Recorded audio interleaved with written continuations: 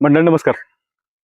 आपण बघत असाल की बहुतांश केशर आंब्याच्या बागा आहेत ह्या मोहर अवस्था आणि मोहराच्या पुढची जी अवस्था आहे त्या अवस्थेमध्ये आहेत. आता ह्या अवस्थेमध्ये आपण बागांची काय काळजी घ्यायची आपण समजून घ्या. सगळ्यात महत्त्वाचं की ज्या ठिकाणी पाणी सोय अशा ठिकाणी बहुतांश मोहर बाहेर पडल्या त्या शेतकरी आपल्या आंबा बागेला पाणी द्यायला सुरुवात करावी, जेणेकरून पाण्याचा ताण बसून मोहर गळ होणार नाही किंवा फळधारणामध्ये व्यत्यय येणार नाही. पुढची गोष्ट आहे की ज्यावेळेला आपण मोहरावस्था म्हणतो त्यावेळेला आपण कुठल्याच रसायनांची फवारणी करू शकत नाही, कारण परागीभवन हा कळीचा मुद्दा असतो आणि रसायनामुळे परागीभवनामध्ये खूप मोठा व्यत्यय येतो, बाधा. त्यामुळं अशा अवस्थेमध्ये कीड आणि रोगापासून आपल्या बागेचं संरक्षण करण्यासाठी एक महत्त्वाचं आहे की किडीपासून संरक्षण करण्यासाठी आपण निळ्या आणि पिवळ्या रंगाचे सापळे प्रत्येकी 20 प्रति एकर या प्रमाणामध्ये लावणं गरजेचं आहे.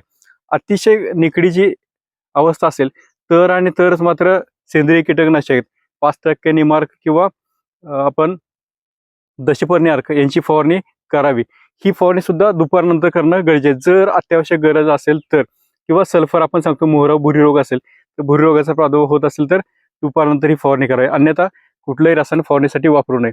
ह्याच्यापुढे महत्त्वाचं की मोहर अवस्थेमध्ये मोहराची गळ किंवा फळधारणानंतर फळांची गळ ही खूप मोठी समस्या असते आणि ह्या वेळेला कॅल्शियम नायट्रेट 0.5 ते 0.8% म्हणजे प्रति लिटर 5 ते 8 ग्रॅम या प्रमाणामध्ये, बागेचं वय असेल, बागेचं वय कमी असेल तर 5 ग्रॅम, बागेचं वय 10 वर्ष किंवा त्यापेक्षा जास्त असेल तर 8 ग्रॅम प्रति लिटर या प्रमाणामध्ये मिसळून फवारणी करणं गरजेचं आहे.